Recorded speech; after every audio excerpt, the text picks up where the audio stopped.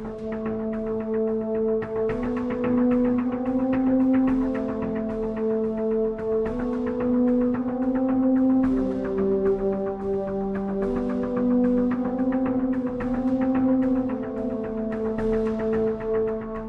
guys, this is Mycket from One Kingdom, and I'm just going to do a quick RK theory crafting video where I break down the inner workings of the game and how we play it.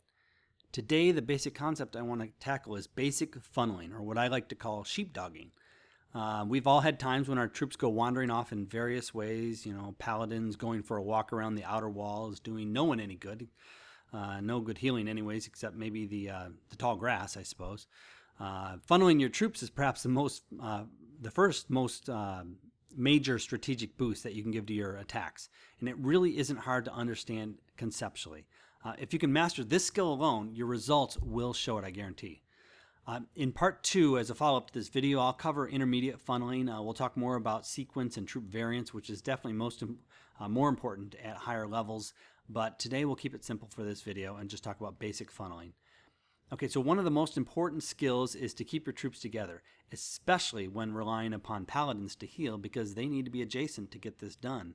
Obviously, there are a ton of ways to do this, but the best and easiest way is to pick a place where a natural funnel can be created, such as where there's a natural gap between buildings, or where there's larger buildings, or buildings that you can remove early with a dragon.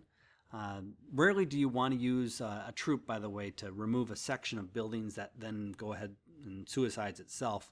The plan is really to try and get as many troops as possible to end up together as a main force to be reckoned with. You really only have so many troops that you're working with in Rival Kingdoms, and so you want to try and have as many of them be viable through the entire thing. That way also, if they're together, any group spells such as healing, damage reduction, or attack enhancement can be maximized on more troops. The point is that since the AI of the troops goes to the next closest structure, you want to force them as much as you can to collect into a single point or an area where you can work with them all together rather than letting them wander all over creation. So let's jump right in and take a look at a few examples of this. Okay, so let's take a look at an example of Zareth from One Kingdom on a recent Kingdom raid. He comes in here with a dragon. And it's going to take out some of these outside buildings with the dragon. Obviously, there's different choices. Let's take a look at first of all, what he wants this to look like. He wants it to look like this, where he has all those buildings removed in the middle so that he doesn't have to worry about his all of his paladins and his other troops going astray. So what he's going to do, going back to his attack now, he's clearing these out with the dragon. Why did he choose the dragon? Well, you could have chosen to bring in some troops and have them go this way and have some troops go this way, maybe a paladin and a soldier on each side. However, they're going to be getting shot at the whole time from these point defenses, which is going to be quite costly by the time they get to the middle here. They will get there, but they will have run, there'll be far fewer of them. However, because the dragon is out of the distance of these, it's a good choice. That until he takes his last building out, he's going to then come in range of this. But you notice he also makes the wise decision at this point, get the dragon over here, take care of these other buildings. Patience is a virtue, but you got to make sure you leave enough time to be able to get through everything. Take out the buildings that are important. Now this is, right here he makes an important decision. He's going to start getting shot at by this point defense. Notice he brings his guys in down here, and they're coming right up the middle. He's got to take this out, otherwise he's going to have some of them divert that way. Now he might get lucky and they might all go back in, but they could go that way. So he chooses to let his dragon fall just to get these guys funneled up there, which is the right thing. You can see that these guys will have no option once they take care of those soldiers up there. No option but to go up the middle. And as they go up the middle there, it's looking good. Sorry about the lag there.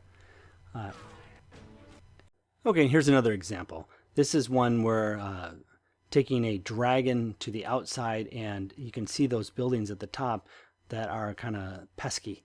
If you want to attack this from the top, which is a good place to attack it from, you have those buildings in the way. You obviously have some of the gold, but you also have those builder huts as well. Well, Viscaria and Emberclaw are also good at clearing buildings like that. So you can see basically going to use the ability to try and clear out a little bit of that riff-raff around the outside, just some of the garbage buildings. Obviously, some of them still stand, but now we have a very nice funnel where we can be able to have all the troops go right up the middle. So that's just another example of how you can use dragons to funnel things on the outside. So let's go take a look at a third example. Okay, now in this one, you can see there's quite a few buildings up top there. A lot of those gold smelters are going to make it difficult to be able to funnel your troops right up through the middle there towards the SH. Once you get them in there, you're in good shape because the walls will funnel right into the SH.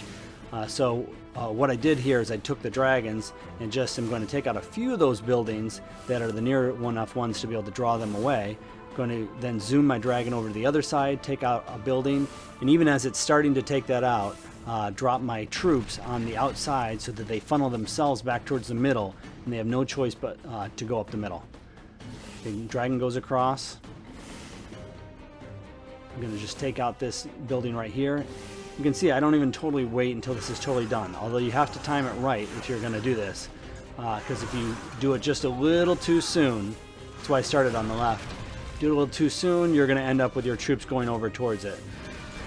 All right? They all end up going towards the middle, and I still have my dragon to be able to use. So anyways, that's just another example of how you can be able to use funneling with your troops and your dragons and so forth. Lots of possibilities. Hopefully this has been helpful. This is Mycket with One Kingdom. Make sure that you like and subscribe and keep ahead of your rivals.